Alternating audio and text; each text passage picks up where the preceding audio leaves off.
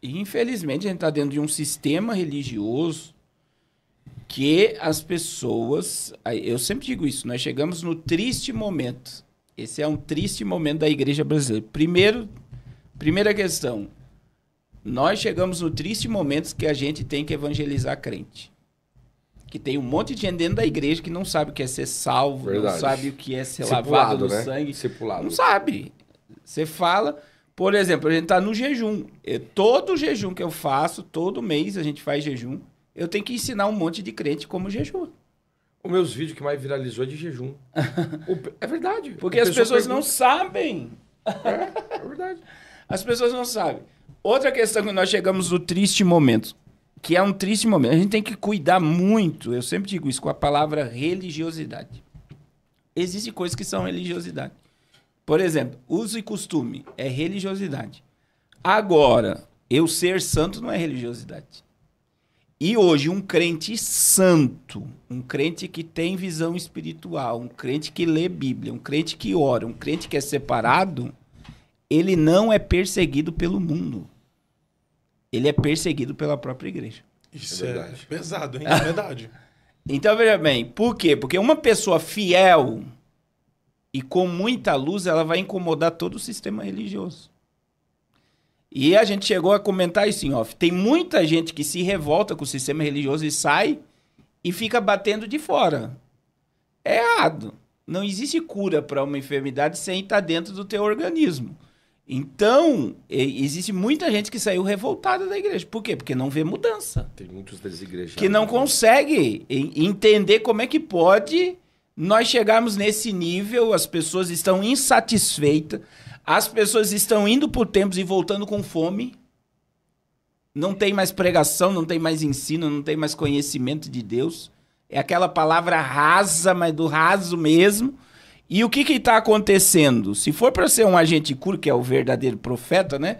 Por mais que muita gente bate no pastor Silas Malafaia, ele é um formador de opinião, e ele tem os princípios dele.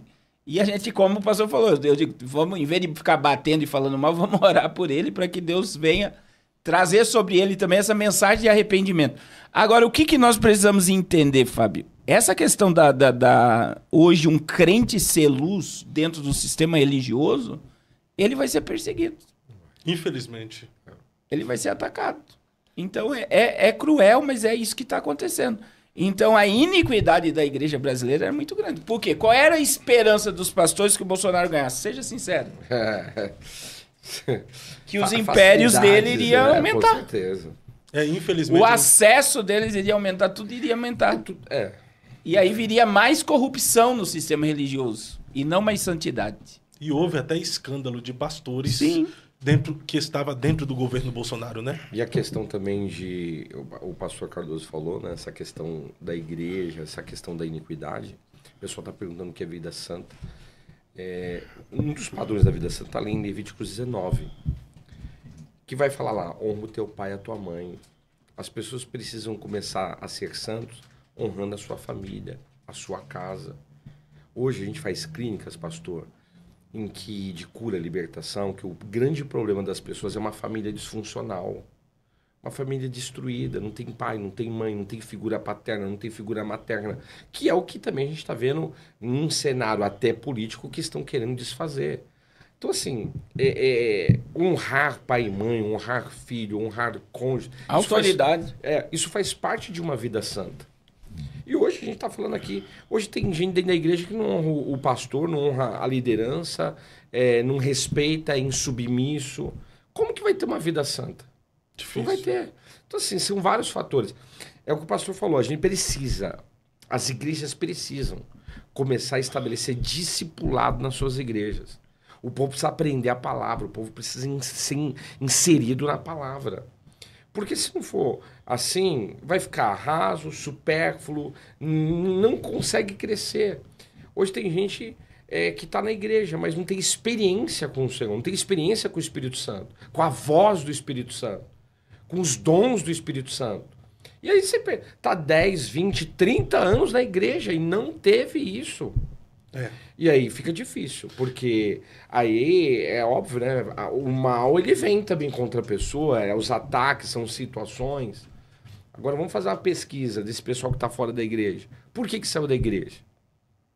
O que aconteceu?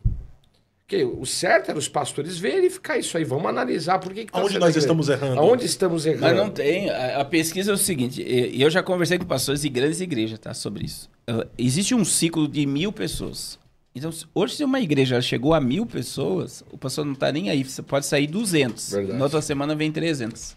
É uma rotatividade. Que é tipo uma bolha que ele rompe. Ele só administra daí. Ele né? só vai administrar. Então, se sair 200, ele sabe que vai vir. Então, para que eu vou atrás? Verdade. Existe essa questão. Né? As pessoas não... aquele amor por almas, o amor pelo cuidado da ovelha, ele está desaparecendo.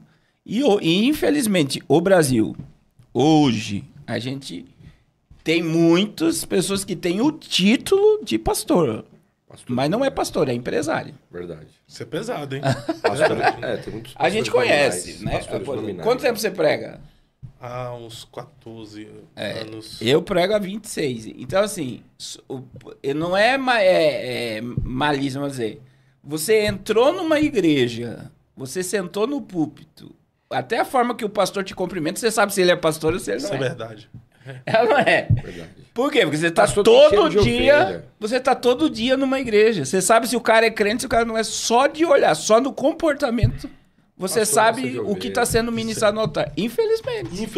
Infelizmente. Então talvez nós estejamos vivendo na política brasileira o reflexo daquilo que a gente está vivendo na igreja, né? Sim. Na verdade, O pastor, Carlos, é uma crise eclesiástica. o Carlos Eduardo tem uma frase, eu não concordo com toda ela, mas para esse tempo se faz necessário.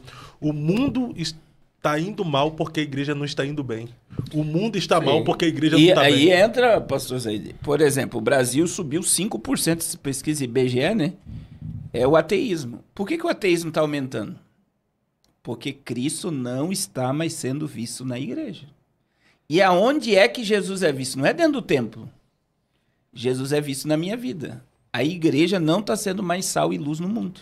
E aí também, pastor Cardoso, o ateísmo, uma das grandes causas do ateísmo, e aí a abordagem clínica, é a orfandade paterna.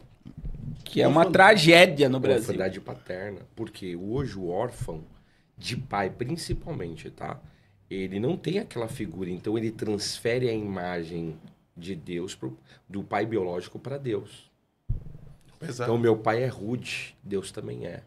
Meu pai é cruel, Deus também é.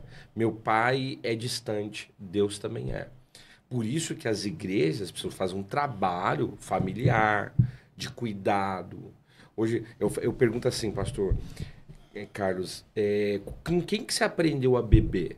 Qual foi a primeira pessoa que te estimulou a beber? Foram os meus amigos. Então, eu entendo que a igreja precisa fazer um trabalho com os jovens de prevenção, de ensinar, de fazer essas abordagens. Então, tá faltando essa imersão na palavra de Deus. Justamente para quebrar isso. A igreja precisa. A orfandade paterna, ela cresce muito. Estava vendo um podcast seu, você falando sobre isso. Você não teve o seu pai. Quantos que não... A minha esposa, o pai dela, ele era pastor, mas não era casado. Então a gente começa a ver distúrbios, até mesmo nos ensinamentos eclesiásticos. Então, o ateísmo está crescendo. Infelizmente. E vai crescer. E um dos motivos é a orfandade paterna e outro motivo as pessoas não verem Cristo em nós, né? Que não vê... O que nós temos hoje lá, que é um pastor... Eu fico injuriado quando eu vejo. Um pastor com um monte de envelope e carregando 1 litro d'água. Se a tua fé não alcança, a minha alcança por você. Fé mística. Acabou. O cara não ora, o cara vai no culto, vai beber aquela água. Milagre vai acontecer porque acontece no nome de Jesus. Mas é uma escravidão. A pessoa vai viver escrava do líder. E ela não vai desenvolver o cristianismo.